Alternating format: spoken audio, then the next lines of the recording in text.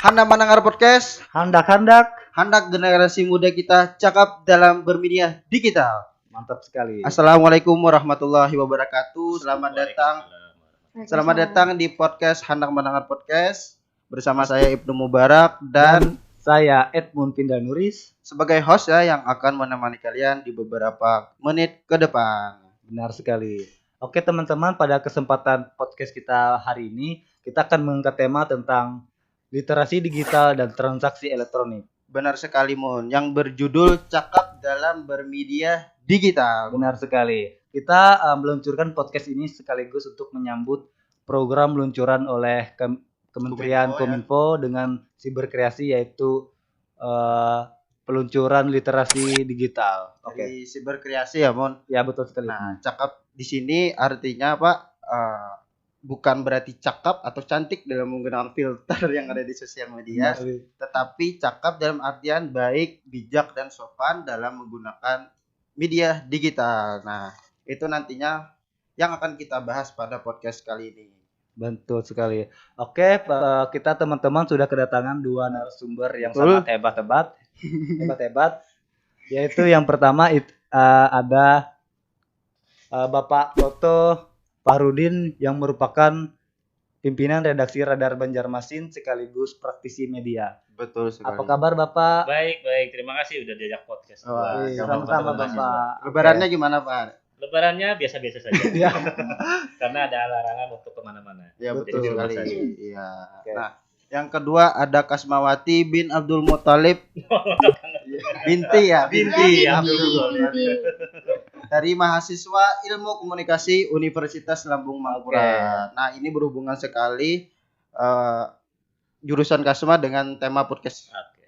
kali ini yaitu Ilmu Komunikasi. Bagaimana kabarnya Kasma? Alhamdulillah baik. Lebarannya gimana juga? Iya. Sama dengan Bapak biasa-biasa aja. Biasa Gak aja bisa ya. kemana-mana. Jadi mana-mana. Kemana-mana. Tentunya kita semua tuh memiliki pengalaman yang hampir sama teman-teman. Iya. Biasa-biasa saja. Oke. Iya, mungkin kita langsung ke topik pertama, Mun. Oke, kita memasuki topik pertama nih Bapak, yaitu tentang penipuan online dan juga SMS yang berhadiah yang masuk ke dalam handphone nomor kita gitu Pak. Iya, sering sekali tuh. Kan kita masa sekarang tuh tentunya mungkin seringkali kita menemukan hal yang serupa gitu Pak. Kalau untuk Bapak sendiri ini apakah pernah mengalami hal kejadian Ya, kayak serupa di SMS, di telepon itu, SMS Pak. berhadiah ataupun penipuan online gitu? Ya. Pak. Saya pikir itu satu bentuk kejahatan ya, boleh dibilang seperti itu Ya, ya. betul sekali, Karena Pak. memang banyak sekali modus, ragam, dan cara orang untuk bisa melakukan pencurian data. Jadi harus dipahami dulu gini, kita ini udah masuk pada situasi di mana teknologi udah menjadi bagian dari kehidupan kita. Betul, Pak. Perangkat-perangkat itu udah menjadi boleh dibilang menjadi lifestyle, oke, kemudian betul. menjadi satu bagian yang kalau kita hidup itu seperti tidak bisa terpisahkan, Heeh. memudahkan dan banyak hal yang positif. Tetapi juga tentu dari semua teknologi itu ada yang positif, ada yang negatif. Kita tidak bicara dulu bagaimana penggunaan dan dampaknya, tapi bagaimana perangkat ini juga sangat rentan, ya, sangat rentan terhadap pencurian akses data. Karena di perangkat itu kita biasanya ketika membeli handphone, kemudian kita melakukan register ya dengan perangkatnya, apalagi dengan menggunakan sistem berbasis Android juga. Tentu kita ketika kita mendaftar kita harus beri setuju ya, nama dan lain sebagainya. Iya. Kemudian aktivitas kita juga setiap hari juga kita lakukan dengan handphone, video dan sebagainya. Nah, ini yang sering tidak dipahami oleh masyarakat bahwa kita sudah menyerahkan hidup kita, rahasia kita kepada satu perangkat yang sebenarnya itu sangat rentan. Rentan untuk kemudian dilakukan pencurian informasi, data pribadi dan sebagainya. Nah, ini yang terjadi. Kalau SMS saya pikir hanya salah satu modus yang motifnya kecenderungannya adalah ekonomi. Selain SMS, mungkin kita sering mendengar pada saat saya pernah merasakan berkali-kali saya pernah mendapat, kalau SMS sudah sering ya. Selamat Anda mendapatkan ini, segera ini ya, hubungi nomor ini, kemudian klik ya.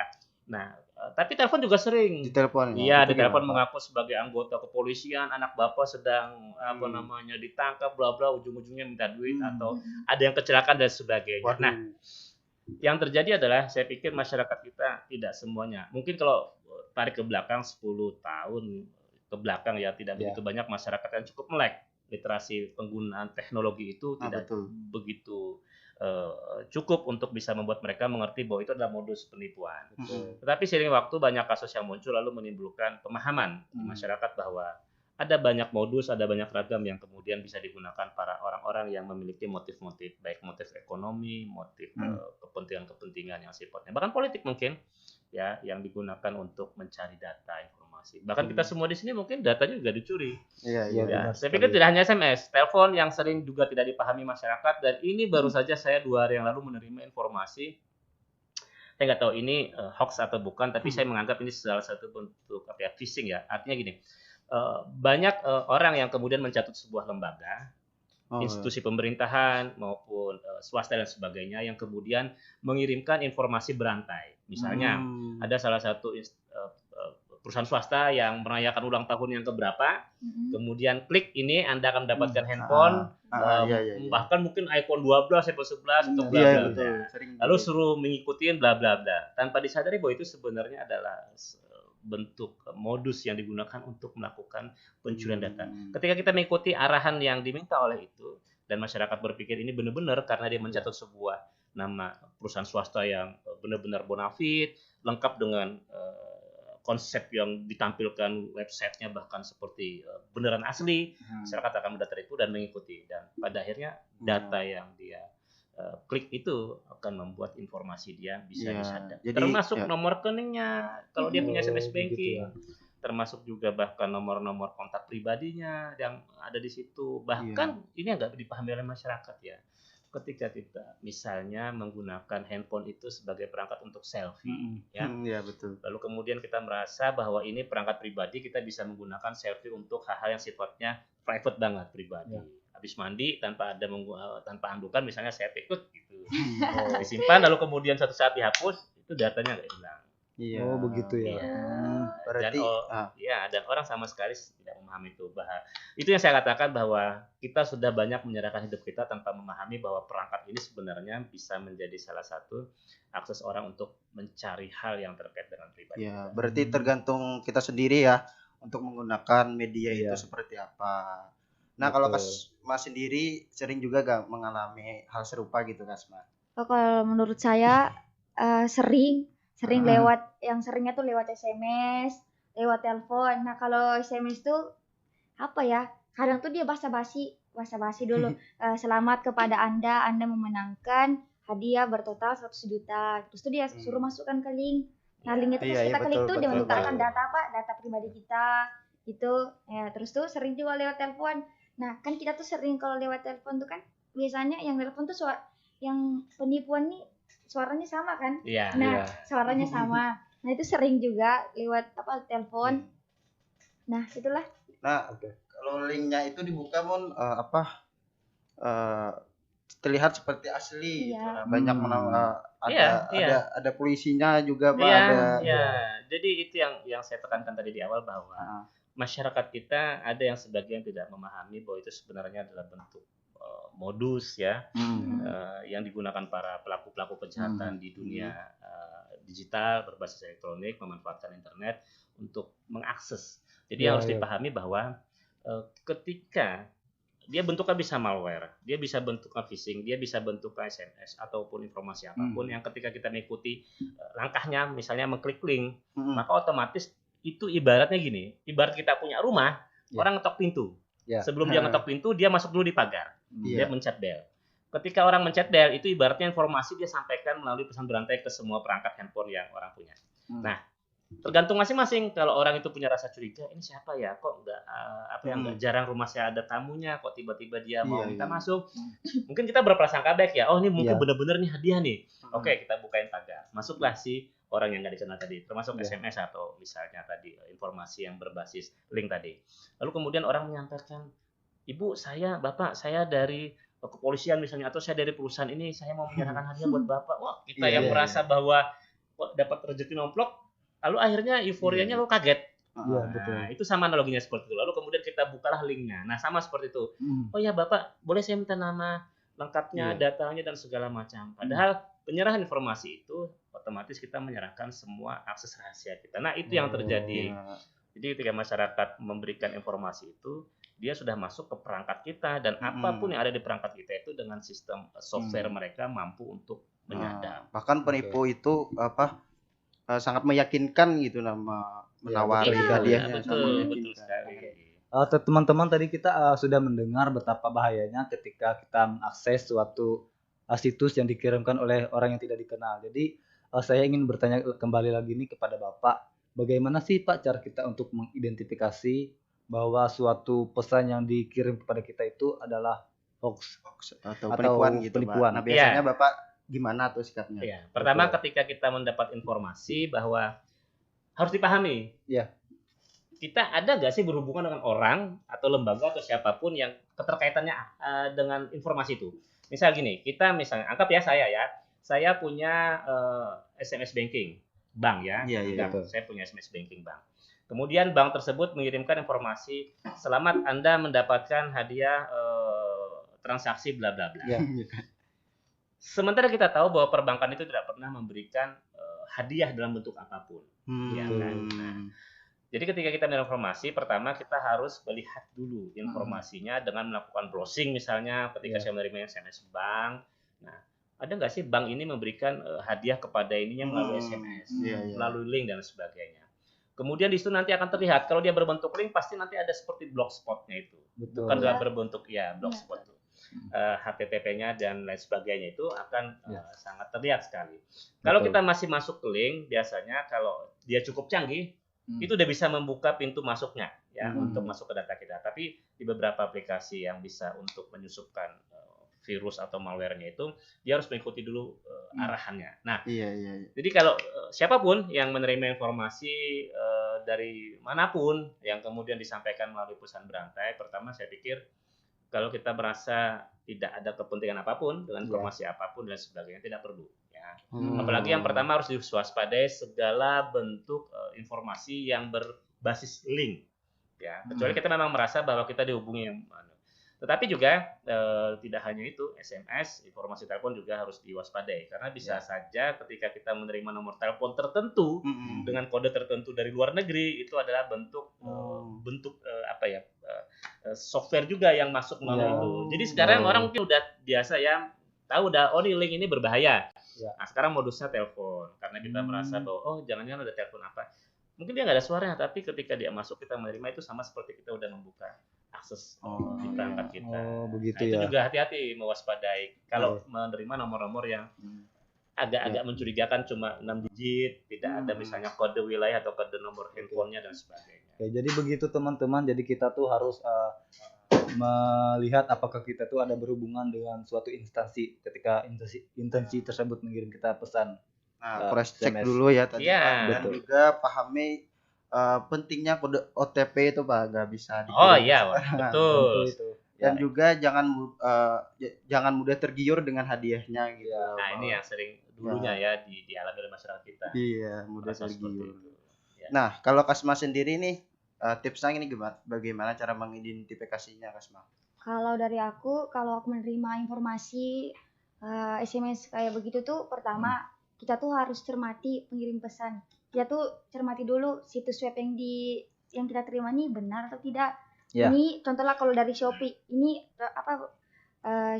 dari pihak Shopee itu apakah benar mengadakan lomba, terus tuh mengadakan hadiah, undian kayak gitu. Terus yang kedua tuh kita tuh harus perhatikan tautan yang diberikan. Tautan dalam artian tuh situs web yang diberikan ini itu benar atau tidak. Nah, kan kebanyakan tuh kayak link terus tuh ada kayak dibikin sama lah dengan link aslinya. Ya, itu.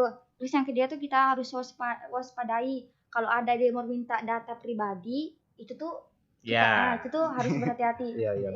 Harus berwaspadai lah kalau ada apa-apa diminta. Benar sekali Ibnu. Jadi mengenai data pribadi itu sangat rentan untuk disalahgunakan oleh oknum yang tidak bertanggung jawab, seperti ketika kita memberikan gambar KTP kita itu sangat mudah digunakan untuk pinjaman online. Itu kan sangat marak-marak yang terjadi untuk saat ini. Betul sekali.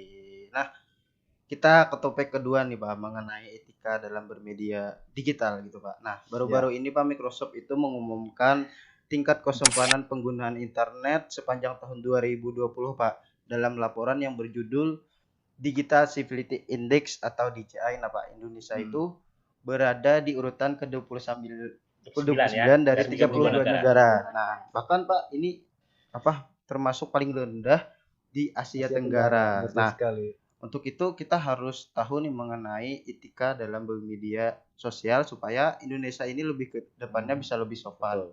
Nah, kalau Bapak sendiri apa saja sih etika dalam bermedia sosial itu khususnya Pak? Iya, betul. Saya nggak tahu ini menyebutnya prestasi yang membanggakan. Iya, betul. Bingung sekali. Keberadaban ya, kita rasakan seperti itu. Bagaimana kita beradab dalam menggunakan media sosial sebagai sebuah sarana melakukan komunikasi, informasi, mencari apapun ya terkait dengan apa yang mau kita akses dan sebagainya.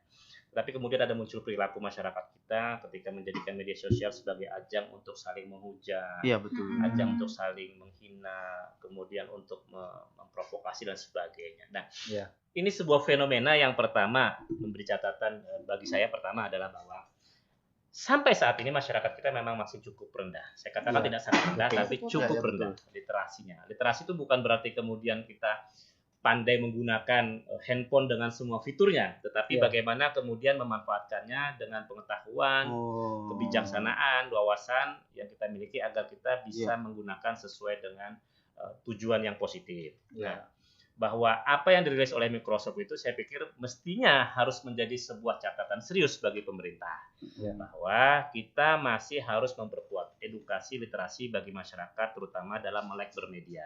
Kita ambil contoh kasus ketika Raja Catur Dewa Kipas bukan yang Dewa Kipas, betul. Kemudian Dewa Kipas lalu kemudian menyampaikan bahwa dia di banned atau apa ya seperti itulah. Kemudian diserang balik oleh netizen Indonesia, lawan dia, lalu kemudian dibully dan sebagainya. Tidak cuma itu, ketika di Indonesia kemudian tidak bisa mengikuti kejuaraan All England untuk bulu tangkis dan sebagainya.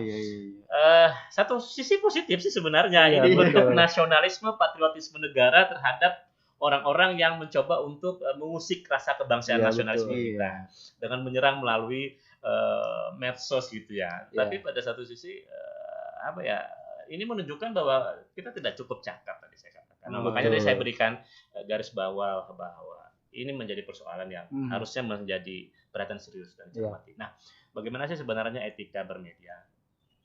Kita hidup kan punya etika, punya norma, ada kehidupan etika norma sosial, agama, ya kan? Kemudian hukum juga mengatur secara positif bahwa kita tidak boleh mencuri, kita tidak boleh memfitnah dan sebagainya. Semua apa yang kita rasakan di kehidupan nyata itu juga berlaku di dunia maya sebenarnya.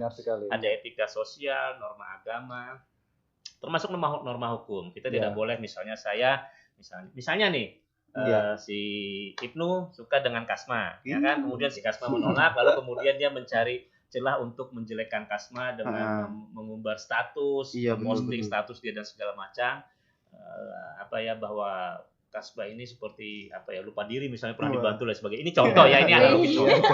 Ekspresi dia, emosional dia nggak kontrol, lalu kemudian menimbulkan sikap yang berlebihan lalu membuat status. Nah itu sebenarnya sudah melanggar norma juga, norma kepatutan, norma hukum. Karena ketika membuat status-status yang sudah mengarah ke personal itu bisa dijerat dengan undang-undang ITE. Nah, ini harus dipahami. Kehidupan kita di dunia nyata itu juga berlaku di dunia maya. Jadi jangan berpikir bahwa ini dunia maya saya bisa membuat status yang begitu saja. Saya bisa membuat menguapkan emosional saya. Nah, ada satu riset yang bagi saya cukup menarik. Dunia medsos ini menimbulkan satu bahasa yang paling tepat untuk menggambarkan orang-orang yang tidak bisa mengekspresikan perasaan dia, ya katakanlah seperti tipe orang introvert, dia pendiam dan sebagainya. Ketika dia memegang perangkat, dia akan menjadi orang yang cukup agresif. Betul. Ini yang terjadi. Riset menunjukkan bahwa medsos itu membalikkan keadaan dunia nyata menjadi sebaliknya di dunia maya itu ya. Iya. Jadi orang yang biasanya pendiam, nggak begitu ini, dia akan bisa lebih agresif. Nah ini yang terjadi. Makanya kalau dilihat latar belakang orang-orang yang melakukan kejahatan-kejahatan di medsos secara realnya di dunia maya, dia justru mungkin orang-orang yang terlihat biasa-biasa saja. Nah, karena apa? Karena dia merasa bahwa dia bisa melampiaskan, meluapkan perasaan terdalamnya seperti itu tanpa dia sadari. Nah, ini yang saya pikir menjadi perhatian serius dan perhatian bersama. Pemerintah harus melakukan edukasi. Mulai mana paling rentan yang terkena itu adalah anak-anak generasi sekarang, karena sejak dia kecil oleh orang tua udah dikasih gadget supaya jangan nangis, main game, lihat televisi dan sebagainya. Itu udah mencuci otak dia, terpapar teknologi, terpapar radiasi cahaya yang secara tidak sadar itu udah mempengaruhi gelombang otaknya yang lalu menimbulkan kondisi psikologis yang membuat dia mungkin menjadi orang yang edik dengan ketagihan dan ketergantungan. Nah, dengan begitu mestinya pemerintah harus sudah mulai melakukan edukasi mulai tingkat paling rendah keluarga, lalu kemudian sekolah misalnya itu ada. Kalau perlu menurut saya harus ada mata pelajaran atau mata kuliah atau apapun bentuknya secara khusus yang memberikan edukasi tentang literasi media itu melalui PAUD, melalui TK, melalui SD, SMP, SMA berjenjang, sehingga ketika kita memanfaatkan itu kita udah bisa memiliki kesadaran yang cukup. Oke, mantap sekali jawaban dari Bapak. Kita akan menuju Kasma sendiri nih. Untuk Kasma yang sebagai berlatar belakang mahasiswi, apa sih yang harusnya kita miliki etika dalam bermedia sosial? Kan kita ketahui bersama generasi kita ini adalah generasi yang paling banyak mengakses media sosial. Iya. Bagaimana Kasma? Kalau menurut aku kalau etika itu kan agak susah kan, apalagi kalau dipraktekkan di dunia maya, di dunia nyata. Nah, aku ambil contoh lah ya. Kasus di Indonesia nih ada baru-baru, itu kan ada di Thailand itu homo kan Pak. Dia sama cowok-cowok tuh nikah kan. Nah, kalau di sana kan sudah biasa, dia punya adat. Nah, tapi di Indonesia tuh nggak nerima. Jadi dia komen di salah satu medianya, dia bilang kayak gini. Gimana nih kalau kita tinggal di Thailand? Kalau di Thailand tuh hidupnya sama cowok. Bebas intinya. Intinya bebas. Kebanyakan Indonesia tuh kalau ngomong tuh nggak pakai hati, nggak pakai otak, langsung ngomong aja. Keluar gitu aja ya. Langsung keluar gasnya aja. Nah, dari situ tuh moral yang dilihat dari orang Thailand ke Indonesia tuh kurang. Etikanya tuh kurang. Nah, makanya kita tuh harus hindari penyebaran sara, pornografi atau aksi kekerasan. Itu terus tuh yang kedua tuh kita tuh harus menghargai hasil karya orang lain. Jadi kalau kita menghargai hasil karya orang lain tuh etika yang kita dapat tuh menghormati. Saling menghormati lah namanya. Itu. Ya, betul sekali. Jadi antara dunia digital sama dunia yang nyata itu harus selaras ya Pak, harus juga mempunyai tata krama yang sama. Iya. Nah, gitu. Jangan berpikir bahwa ini dunia maya, dunia yang tidak terlacak. Iya, betul. Jangan berpikir teknologi tidak begitu mudah. Kita saat ini membuat satu postingan. Mungkin baru diposting 3 detik, 4 detik ya. Lalu kemudian kita hapus gitu ya. Jejak digital itu pasti akan terlacak. Ingat ya, ini buat siapapun pengguna medsos. Betul sekali. Ini kejamnya dunia digital. Jejak digital itu seumur hidup. Ya. Oh iya betul. Seumur hidup. Jadi jangan pernah melakukan satu perbuatan, tindakan yang itu bisa merugikan diri sendiri, merugikan orang-orang banyak, ya kan? Mungkin keluarga juga ya. Dengan membuat satu postingan yang hanya karena kepentingan sesaat, emosi sesaat dan sebagainya, lalu tanpa ada rem, tanpa ada istilahnya rambu yang bisa mengontrol kita, membuat satu postingan-postingan yang sangat rentan terkena undang-undang ITE. Nah ini ingat itu jejak digital tidak akan pernah terhapuskan. Jangan berpikir pernah posting hanya sekian detik lalu kemudian udah hilang, nggak seperti itu. Betul. Jadi teman-teman kita untuk selalu berhati-hati dalam menggunakan media digital karena antara media nyata atau dunia nyata dengan dunia maya tuh tidak ada perbedaan. Jadi kita harus menggunakan norma yang sama dalam dunia maya. Oke. Betul sekali, Bang. Oke, kita langsung aja memasuki closing statement dari kedua narsum kita. Betul. Kita untuk persilakan kepada Kasmawati terlebih dahulu. Silakan Kasma. Kepada generasi muda nih Kasma, supaya kita itu lebih cakap dalam bermedia digital itu apa saja sih dilakukan, guys? Iya, betul. Kalau pesan aku lah ya untuk anak muda, kita hanya untuk mengingatkan kita tuh kalau menggunakan media sosial tuh harus menggunakan dengan bijak. Harus dalam artian tuh kan biasanya tuh orang menggunakan media sosial kayak kurang post yang positifnya, kebanyakan yang negatifnya. Nah, kalau lebih baik tuh kalau kita menggunakan media sosial tuh lebih ke hal yang positif. Jadi apa yang kita bagikan ke orang itu bisa bermanfaat. Bagus sekali. Yang penting cakap dalam bermedia digital tadi ya. Iya, betul. Nah, kalau untuk Bapak sendiri gimana, Pak? Pesannya? Mungkin kepada siapapun ya ini betul. tidak dikhususkan kepada karena kita semua sudah menggunakan perangkat yang mau tua, yang muda, yang bahkan kadang yang tua-tua ini yang malah agak sedikit ini masuk di grup keluarga, informasi yang nggak benar juga nggak difilter dan sebagainya. Pertama harus dipahami bahwa sekali lagi yang seperti saya sampaikan di awal, hidup di dunia nyata itu sama juga halnya dengan apa yang kita lakukan di dunia maya. Betul. Ada rambu-rambu yang membatasi, ada norma-norma yang mengatur, ada etika-etika yang tidak tertulis, termasuk juga ada bahkan hukum-hukum yang siap mengadang ya ketika kita melakukan satu perbuatan kejahatan digital ya. Kemudian kedua, dipahami bahwa teknologi itu hadir di dunia, teknologi itu hadir dalam kehidupan kita untuk memberi kemudahan, bukan kemudian memberikan kebebasan bagi kita untuk memanfaatkan. Karena fitur-fiturnya itu kan sangat banyak, lalu kemudian bisa dilakukan untuk apa saja. Nah, gunakan sesuai dengan apa yang menjadi kebutuhan kita. Ketika perangkat teknologi itu berupa handphone misalnya, kita hanya menggunakan untuk komunikasi, kemudian sebatas menggunakan video call, email dan sebagainya, atau melakukan editing di situ, cukuplah menggunakan itu, tanpa kemudian melakukan satu bentuk penggunaan yang lebih berlebihan. Nah, yang ketiga saya memberikan imbauan kepada siapapun. Ingat bahwa